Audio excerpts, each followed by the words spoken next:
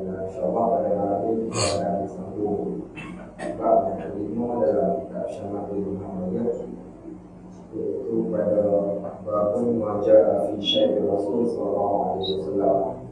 Bab menceritakan tentang ubat Nabi sallallahu alaihi wasallam.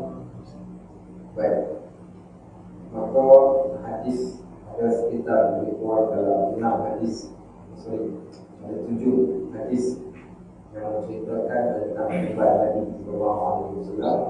Pada kitab yang kita bacakan ini, kitab Syama'il Muhammadiyah, menceritakan tentang fizikal Nabi sallallahu alaihi wasallam, iaitu tentang cara penampilan Nabi, rambut Nabi, muka Nabi, bentuk badan Nabi.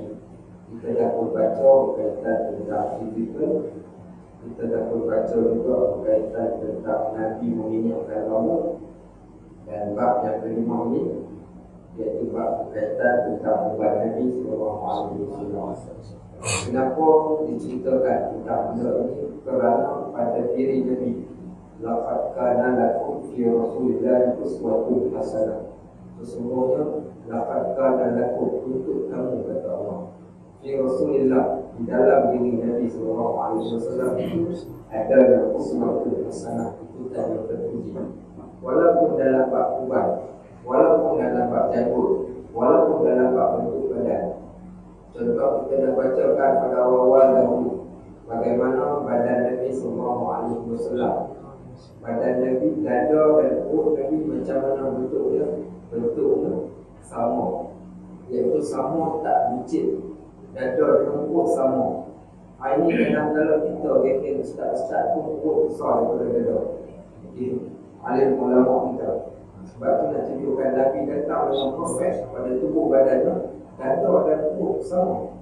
Maknanya perut Nabi itu bukan perut pasien orang yang tak jaga penampilan. Maknanya Nabi jaga penampilan. Siapa yang belajar disebut iaitu Al-Kahyu. Nabi mempunyai Al-Kahyu. Apa dia Al-Kahyu? Iaitu muscle. Kat mana muscle Nabi? Kat leher. Iaitu di antara dua belah leher dia, bahu dia, kiri dan kanan mempunyai otot yang kuat. Otot ni kalau bahasa hari ni kita panggil, saya tak tahu apa panggil ni. Sekarang ni ada satu istilah dia kata tu, orang panggil istilah training kat gym. Kalau siapa yang training dekat gym, dia kan, tak semua orang ada ni.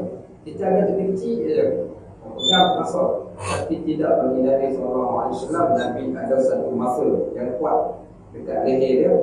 Lehernya panjang dan nampak muscle dia dekat kiri dan kanan leher dia tersebut. Kat situ juga menunjukkan bagaimana Nabi seorang yang betul, Masya Allah. Tangannya, tulangnya, kekuatan ototnya. Sebab tu antara salah satu daripada pedang Nabi ni, kalau untuk orang Melayu nak angkat, kena pegang dua belah tangan. Tapi tak, Nabi hanya pegang sebelah tangan sahaja untuk pedang tersebut, menunjukkan kekuatan.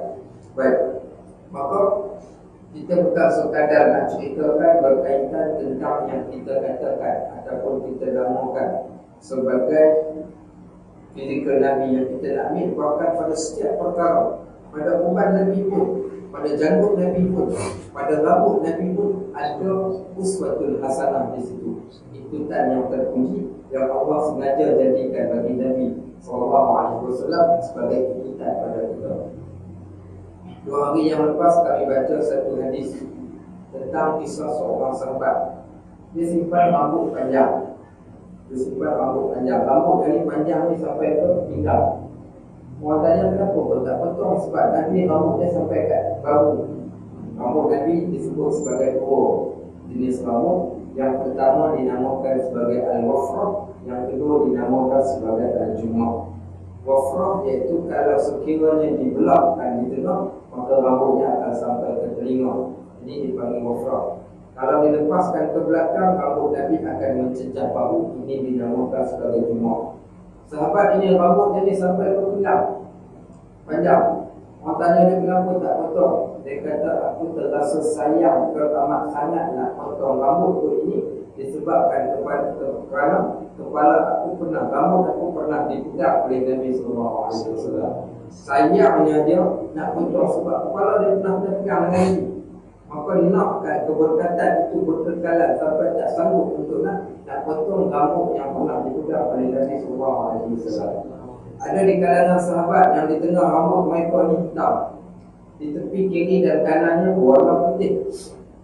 Maka orang tanya dia, kenapa kat tengah hitam, kat tepi kiri kanan putih?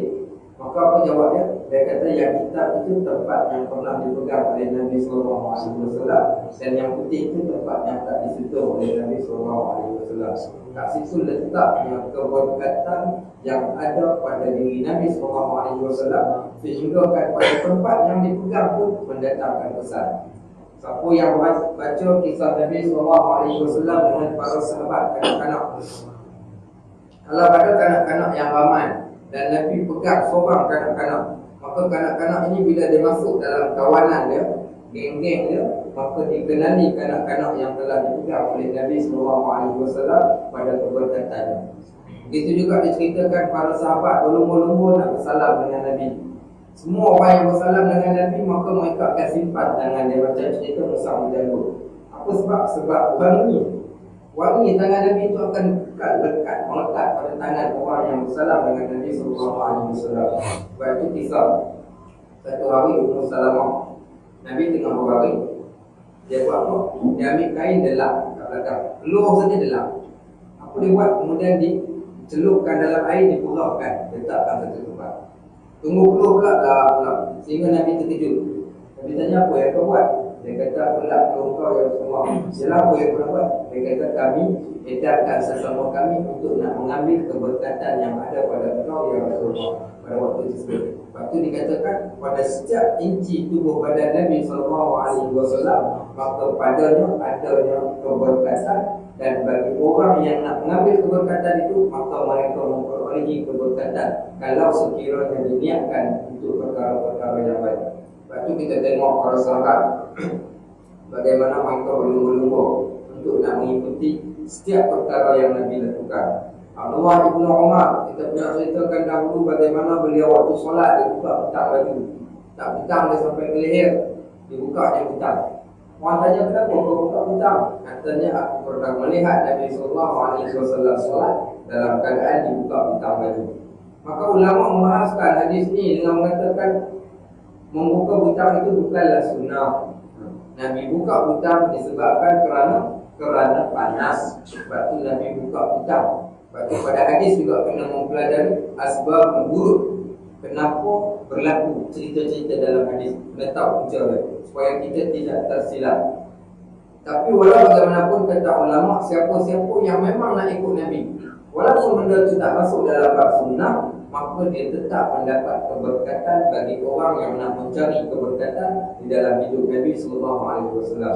Sebab itu walaupun tajuk yang kita belajar ini tajuk yang simple berkaitan tentang ubat Nabi sallallahu alaihi wasallam, walau bagaimanapun adanya iktibar yang kita dapat ambil, adanya istifadah manfaat yang kita mampu ambil daripada hadis-hadis yang menyebut tentang ubat Nabi sallallahu alaihi wasallam ini sebagai pengajaran bagi kita umat Nabi sallallahu alaihi wasallam. Baik, kita pergi kepada bab yang hadis yang ke-37, iaitu hadis yang pertama dalam tajuk ubat Nabi sallallahu alaihi wasallam. Hadis ini diriwayatkan daripada Qatadah. Qatadah ini salah seorang tabi'in. Dia tak sempat jumpa dengan Nabi sallallahu alaihi wasallam, tapi dia sempat jumpa dengan sahabat. Siapa dia sahabat yang dia jumpa? Iaitu Anas bin Malik. Dan siapa Anas bin Malik? Khadam kepada Nabi sallallahu alaihi wasallam. 10 tahun dia jadi khadam kepada Nabi. Dia duduk dengan Nabi selama 10 tahun jadi khadam. Dan dia antara sahabat yang terakhir, antara sahabat yang terakhir meninggal.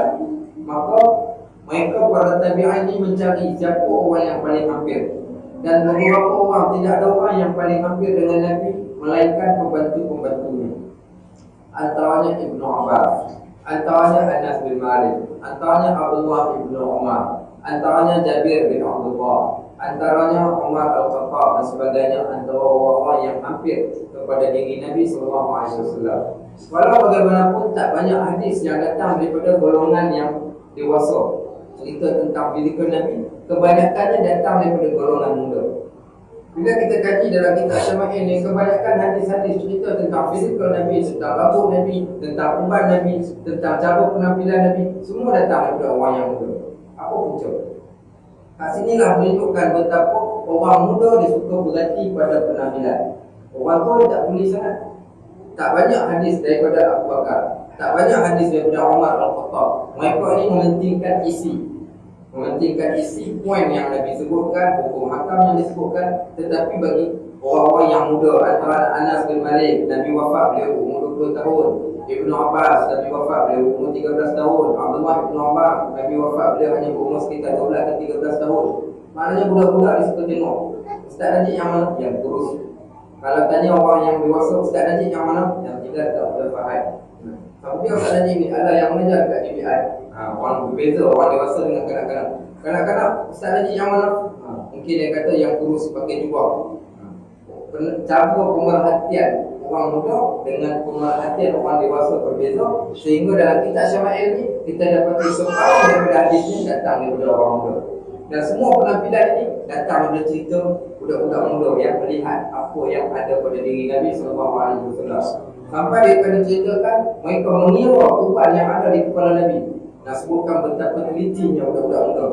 Kan dia nak jadikan, bila dia dah jadikan idola, cuba tanya, zaman hari ini zaman saya zaman apa?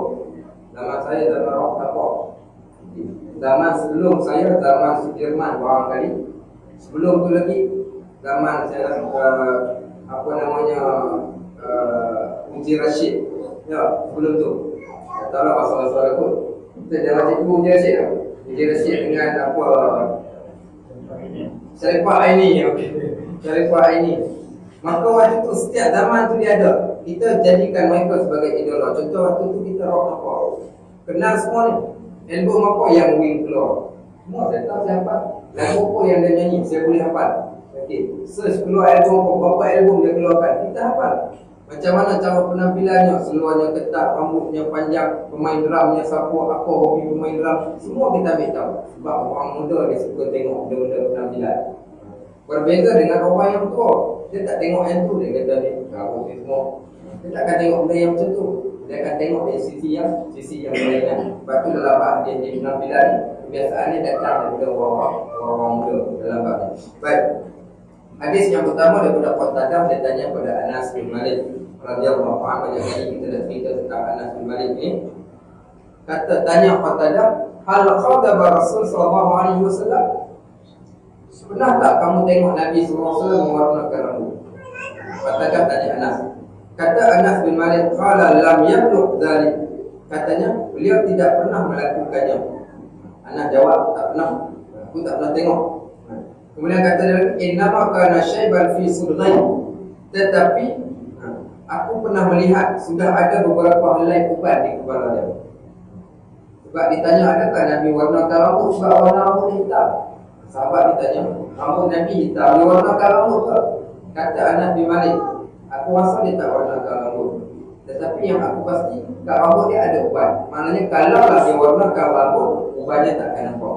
Itu jawapan dia.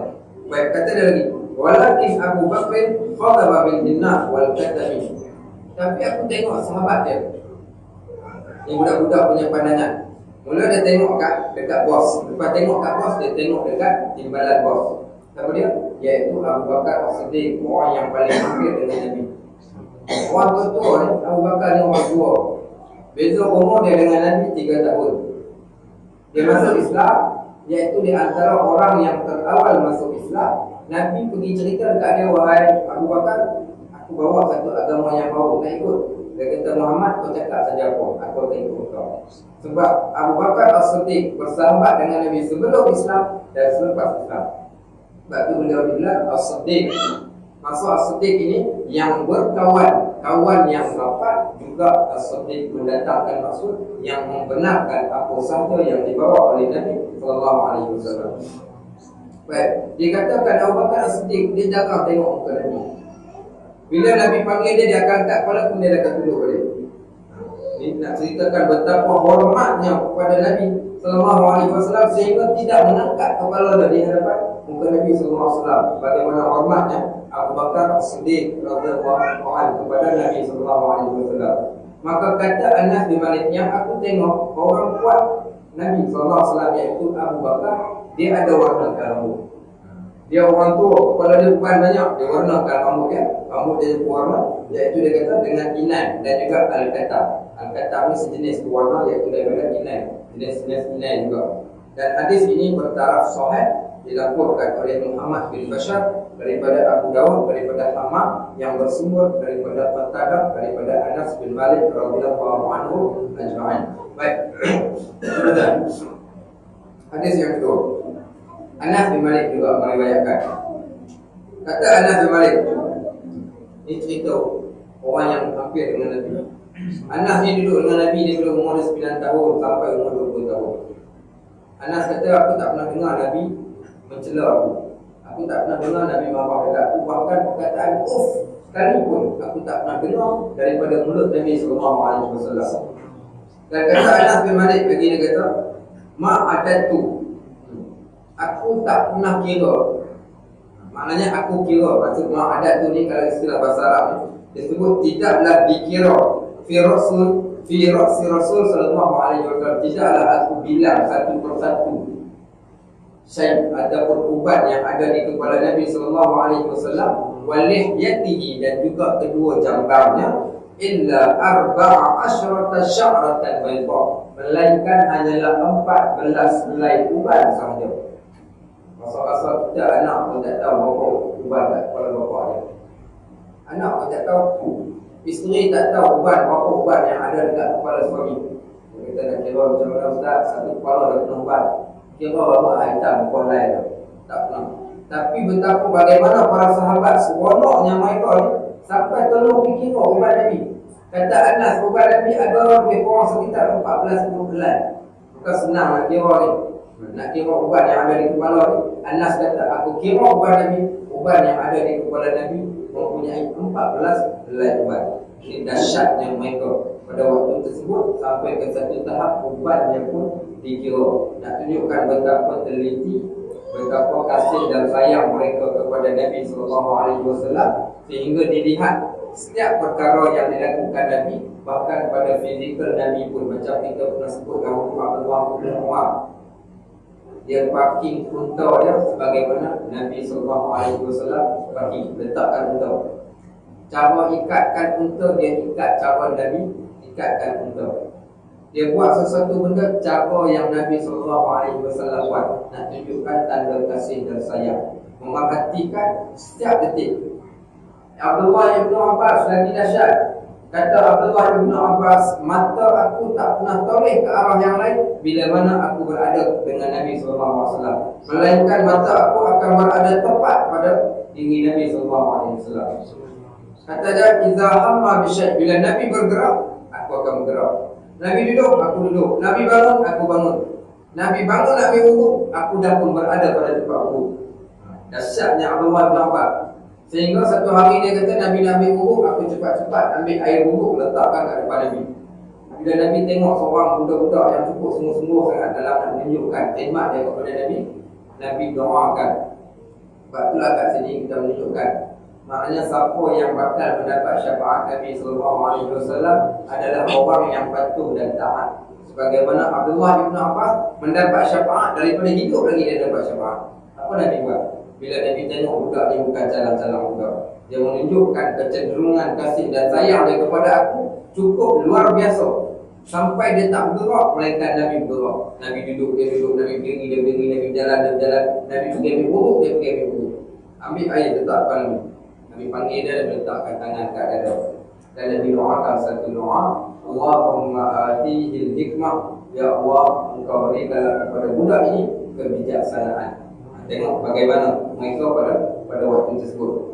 Baik, maka antaranya hadis yang kedua ini menunjukkan kasih sayang pada sahabat sampai ke satu tahap kasih sayang yang luar biasa, iaitu almar'u ma'a man ahab. Seseorang dia akan berada dengan orang yang dia sayang. Bukan syai' ta'budahu. Cinta kamu kepada sesuatu menjadikan kamu jadi hamba kepadanya.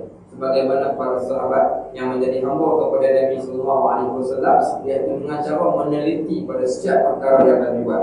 Baik. Hadis 39. Jabir bin Samurah. Seorang lagi Jabir bin Samurah. Cerita Jabir bin Samurah ini, bapa dari Samurah ini juga satu cerita yang cukup terkenal.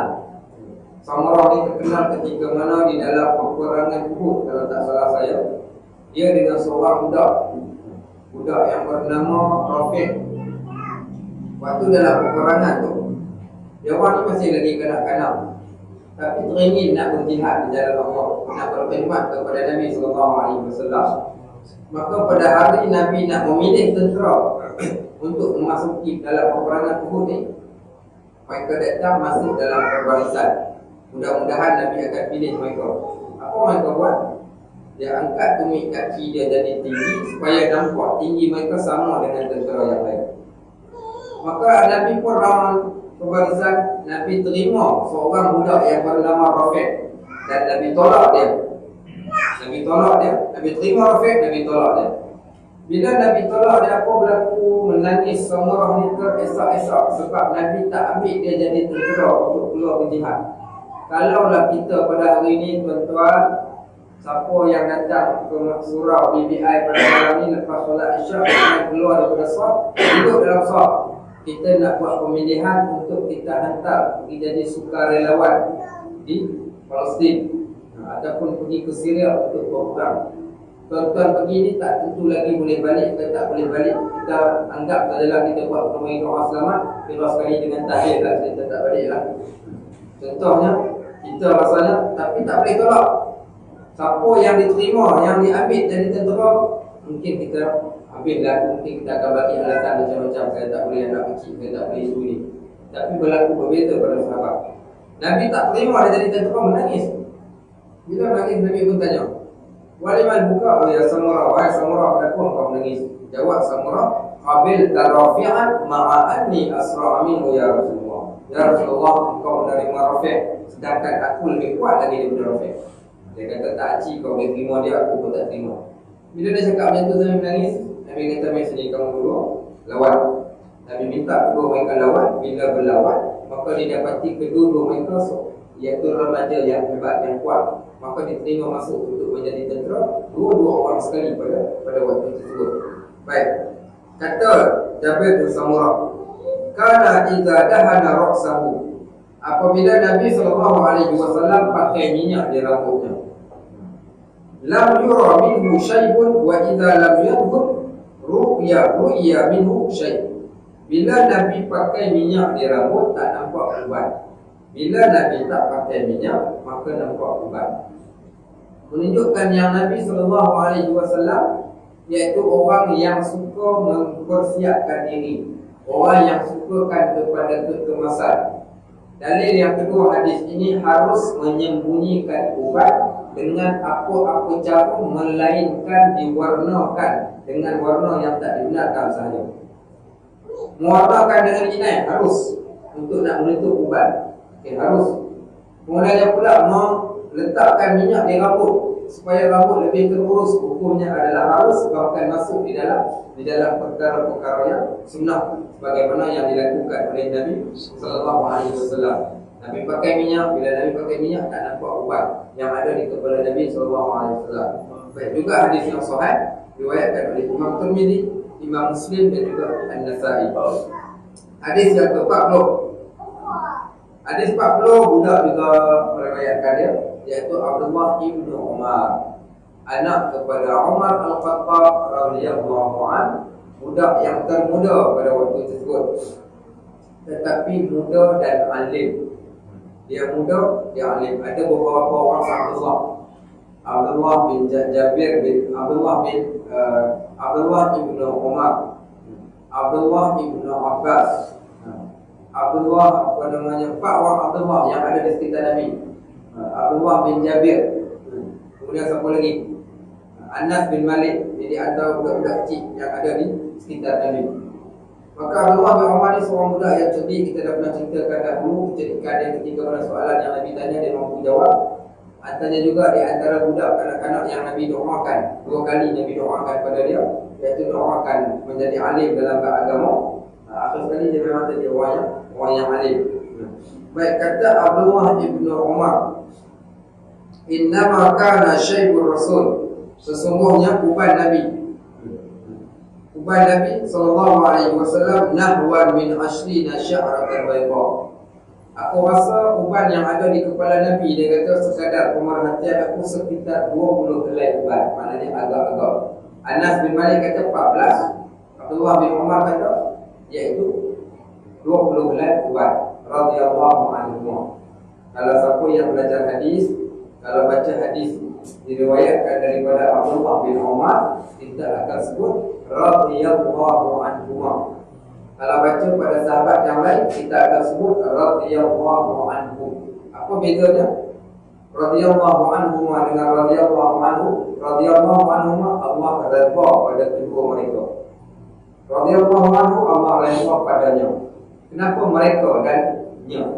Mereka ini iaitu Abdullah dan juga bapaknya Umar Al-Khattab radhiyallahu anhu, kerana tak pernah berpegang bapa dengan anak bersama-sama dengan Nabi sallallahu alaihi wasallam. Dan cerita di sebalik Abdullah bin Umar disebut radhiyallahu anhu, dia dan bapa dia. Apa sahaja hadis yang diriwayatkan daripada Umar, maka anaknya akan meriwayatkan. Setiap yang bapa dapat akan pergi kepada anak. InsyaAllah bapa cikgu tak tentu anak cikgu. Kita tak turun ke anak. Berbeza dengan orang Arab. Orang Arab setakat yang saya tengok ulama-ulama di Syria, syekh-syekh di Syria, tapi tak berlaku di negara yang lain. Jordan saya tengok tak, tapi di Syria kebanyakannya. Kalau bapa mereka ni syekh yang besar, anak mesti jadi syekh. Bapaknya ulama, anak mesti jadi ulama. Bahkan anak perempuan mereka pun akan jadi ulama. Ini kehebatan ulama-ulama di Syria. Kalau dia ada 10 orang anak akan jadi ulama yang hebat. Karena mereka didik sungguh-sungguh. Sebelum dia didik orang, dia akan didik anak. Hari ini kalau bapa ustaz tak tentu lagi anak jadi ustaz juga. Ini kita orang Malaysia. Baik. Maka Umar Al-Khattab, dia dapat sesuatu, maka dia akan sampaikan kepada anak. Sebab tu diredai kedua mereka, anak dan juga bapa. Baik. Dikatakan Abdullah bin Umar meninggal dunia pada tahun 73 ataupun 74 Hijrah. Maknanya tahun 73-74 Hijrah dia berumur sekitar 80 tahun lebih, 83 tahun itulah ketika beliau meninggal. Beliau antara sahabat yang terbanyak merekodkan hadis. Anas bin Malik merekodkan sekitar 1,700, Abdullah bin Umar merekodkan sekitar 1,800 ataupun 1,600, hampir-hampir kepada 2,000 hadis yang diriwayatkan daripada Nabi sallallahu alaihi wasallam. Bukan senang nak hafal hadis ni. Satu benda yang susah betul lah, ada hadis yang panjang, tapi mereka boleh menghafal kerana mereka adalah kanak-kanak daripada waktu tersebut. Baik. Hadis yang seterusnya. Hadis daripada Ibn Abbas. Hadis Ibn Abbas. Apa nama Ibn Abbas? Abdullah bin Abbas. Siapa dia Abdullah bin Abbas ataupun yang dikenali dengan Ibn Abbas ini? Beliau adalah anak kepada Abbas, iaitu Abdullah bin Abbas bin Abdul Muttalib. Maknanya bapaknya adalah anak kepada Abdul Muttalib dan bapaknya juga adalah abang kepada Abu Talib. Abang ataupun adik kepada Abu Talib. Dia dengan Nabi SAW adalah sepupu. Beliau dan Nabi adalah sepupu. Kedua mereka adalah sepupu. Walau bagaimanapun, Nabi SAW, bapa Nabi yang bernama Abdullah, dikatakan anak sulung kepada Abdul Muttalib. Sebab tu umur Nabi dan umur mereka adalah berbeza. Ibn Abbas ketika mana beliau lahir, dia lahir 3 tahun sebelum hijrah Nabi SAW ke Madinah. Ketika Nabi SAW wafat, beliau berusia 13 tahun. 10 tahun Nabi kat Madinah, tambah 3 tahun dia lahir sebelum Madinah, maknanya umurnya 13 tahun.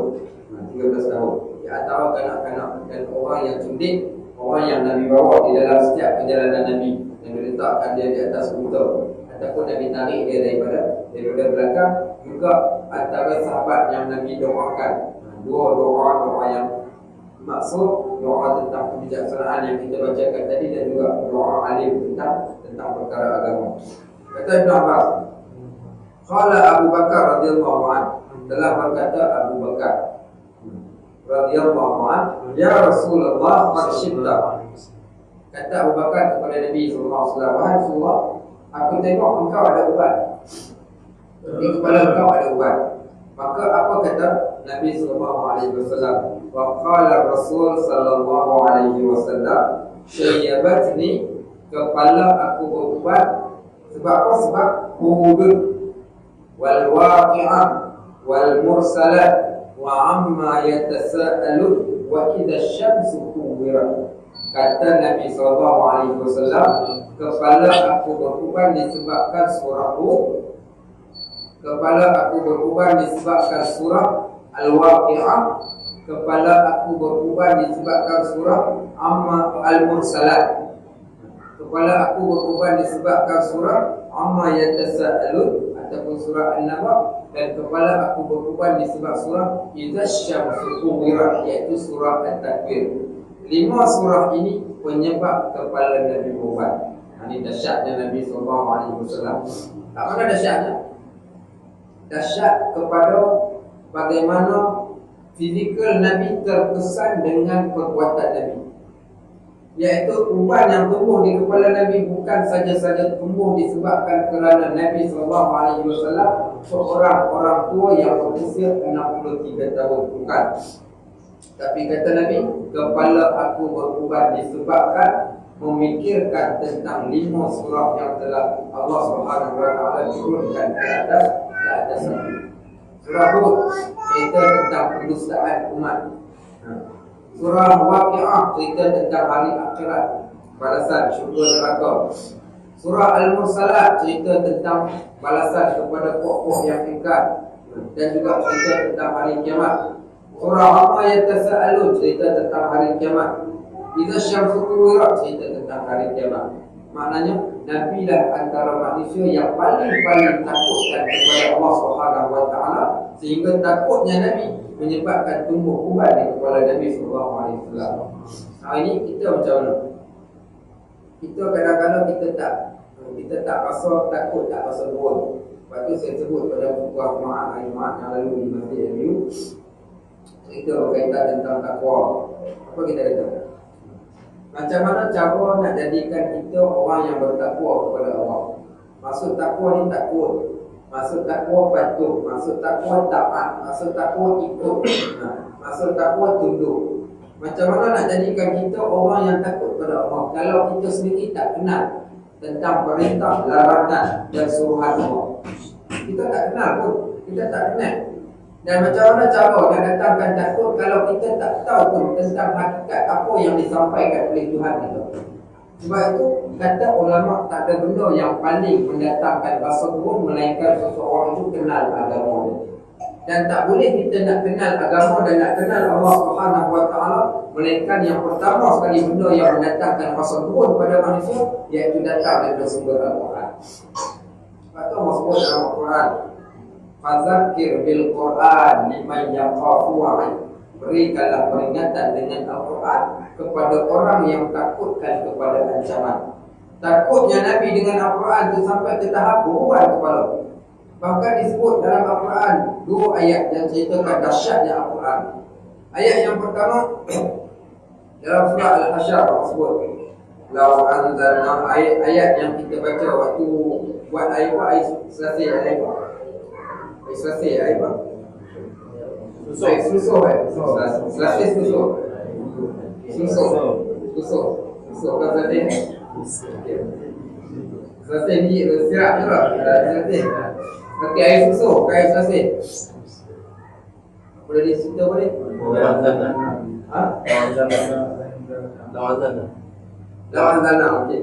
Ayat yang kita baca untuk kita buat air selesai pula. Air susuh. Itu saya sebut cerita tentang titian surat. Saya pergi sebut dah. Patut saya pelik kenapa bila saya sebut semua orang parti macam. Saya sebut bukan titian surat, saya sebut padang maksirat.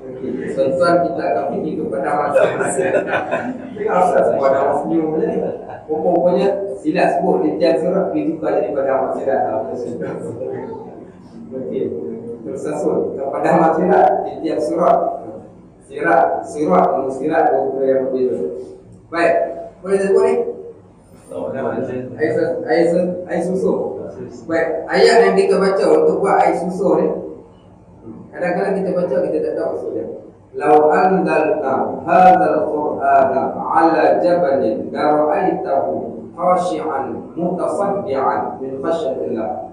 Wa tilka al-amsal nadribuha lin-nas 'ala yatafakkarun. Kata Allah, kalaulah sekiranya kami turunkan, lau anzalna hadzal kitab, iaitu Al-Quran ini, 'ala jabalin, di atas bukit, la ra'aitahu, nescaya kamu akan dapat lihat, khashi'an, bukit itu akan hancur berkecai, mutasaddian, hancur berkecai kerana min khasyatillah, takutkan Allah. Bukit boleh hancur kalau Allah turunkan Al-Quran ke atas bukit, menunjukkan ketakutan makhluk yang lain kepada Al-Quran. Manusia boleh apa pun tak rasa. Al-Quran bukan kita tak rasa apa-apa. Kita baca Al-Quran hari-hari tak rasa turun sedikit pun. Sebab apa? Sebab kita tak memahami apa yang terkandung kat dalam Al-Quran. Sedangkan Nabi SAW antara orang yang paling dekat, paling hampir pentafsir kepada Al-Quran. La tuharrik bihi lisanaka lita'jala bih, inna alaina jam'ahu wa qur'anah, fa idza qara'nahu fattabi' qur'anah, summa inna alaina bayanah. Allah sebutkan Nabi, wahai Muhammad, jangan rokok, baca perlahan-lahan. Kami akan jadikan Al-Quran itu melekat dalam dada kamu. Setelah itu kami akan terangkan hukum hakam tentang Al-Quran ini kepada engkau, dan engkau pergi terang pula kepada orang yang lain. Maka Nabi pentafsir Al-Quran yang pertama sekali adalah Nabi SAW, kerana Allah lah yang terangkan ke dalam hati Nabi untuk menerangkan kepada kita apa yang terdapat dalam Al-Quran. Sebab itu Nabi manusia yang paling takut kepada Allah SWT.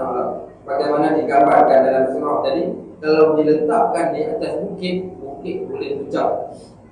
Digambarkan oleh Abdullah bin Mas'ud. Abdullah bin Mas'ud kata, waktu diturunkan Al-Quran itu, satu hari aku menunjukkan kaki aku. Aku lunjurkan kaki aku, tiba-tiba datang Nabi SAW meletakkan kaki Nabi di atas kaki aku. Maka tiba-tiba ditakdirkan Allah turunnya ayat Al-Quran pada waktu tersebut, sehingga katanya beratnya Nabi SAW menanggung bebanan Al-Quran itu, sehinggalah aku rasakan betis kaki aku hampir-hampir, ataupun tulang betis aku hampir pecah, kerana sakit yang teramat menahan beratnya wahyu yang diturunkan ke atas Nabi SAW. Nak ceritakan bagaimana takutnya Nabi dengan Al-Quran. Pernah satu ketika kata Abdullah bin Mas'ud, datang Nabi SAW bertemu dengan aku. Kata dia, ya Ibn Mas'ud, wahai Ibn Mas'ud, iqra' alayya Al-Quran, tolong bacakan pada aku Al-Quran, aku nak dengar. Apa kata Abdullah bin Mas'ud? Ya Rasulullah, aqra' alayka Al-Quran wa fika unzir. Wahai Rasulullah, kenapa aku nak kena baca ke Al-Quran, sedangkan Al-Quran itu diturunkan pada engkau? Maka kata Nabi, uhibbu an asma' Al-Quran min ghairi, aku suka dengar Al-Quran daripada orang lain daripada aku. Dibacakan surah Al-Imran sampai kepada ayat, hari yang mana engkau wahai Muhammad akan menjadi saksi di atas perbuatan umat engkau. Sampai ayat itu takutnya Nabi SAW, sehingga Nabi kata, cukup wahai Abdullah bin Mas'ud, aku tak boleh dengar lagi dah. Maka kata Abdullah bin Mas'ud, Nabi menundukkan kepala ke bumi dalam keadaan air mata bercucuran keluar, kerana takutkan ayat yang telah aku bacakan tadi. Tengok bagaimana takutnya Nabi SAW pada waktu tersebut. Ini yang menceritakan betapa dahsyatnya orang yang paling takutkan kepada Al-Quran itu adalah Nabi SAW. Disebut dalam ayat yang lain, inna arazna al-amanatu ila as-samawati wal ardh fa abaina an yahmilnaha fa hamalaha al-insan wa kana zaluman jahula.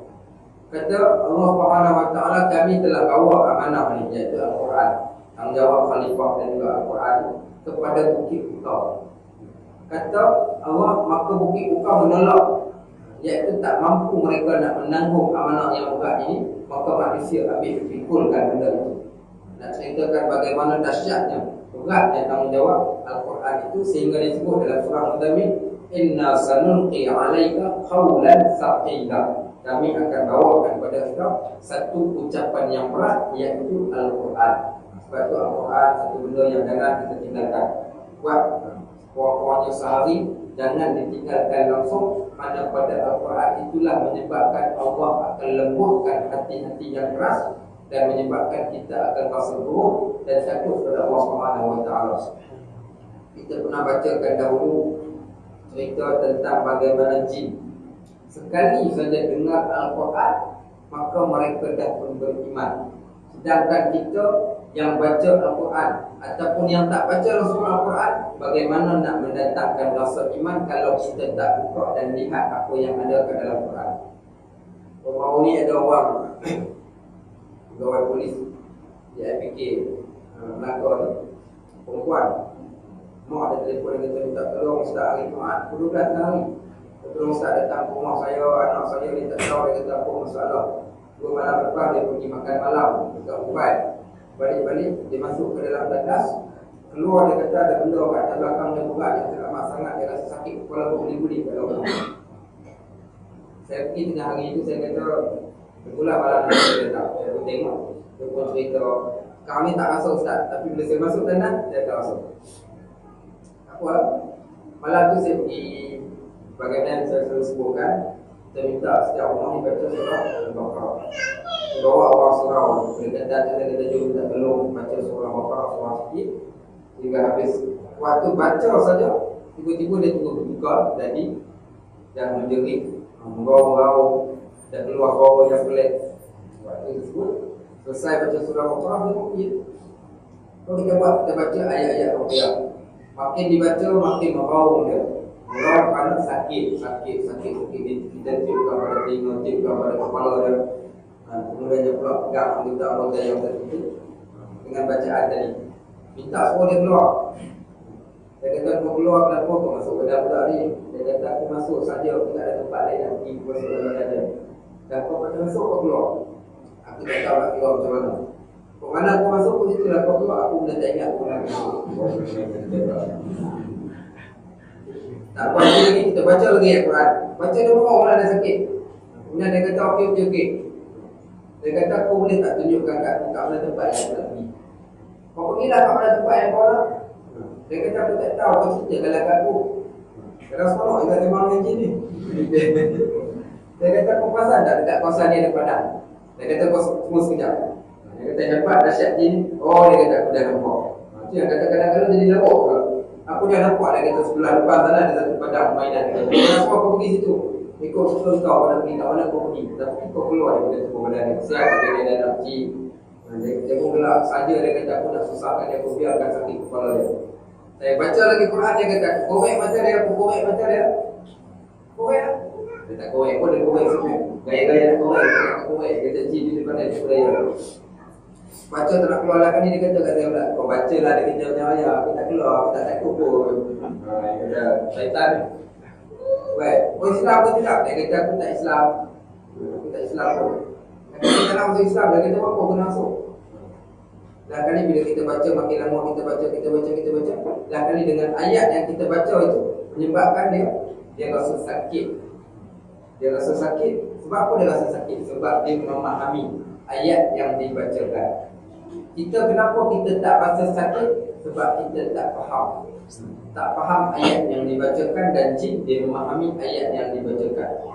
Sebab itu dia rasa sakit. Sehingga Allah sebut dalam Al-Quran satu surah jin. Qul uhiya ilayya annahu istama'a nafarun minal jin faqalu sami'na Qur'anan 'ajaba yahdi ila rusydi fa amanna bihi. Kata Allah, wahai Muhammad, waktu kau tengah jadi tengah solat, kau baca Quran, ada gerombolan jin yang dengar bacaan kau dan mereka beriman dengan apa yang kau bacakan, dan mereka menyatakan kami dengar Al-Quran dan kami beriman dengannya. Jin dengar Quran boleh beriman, tapi kita dengar Quran tak rasa apa-apa. Lepas tu kita kata jin baik sikit juga kita. Dalam bab takut kepada ayat Al-Quran. jin boleh beriman. Lepas tu orang Israel dah waktu itu Quran.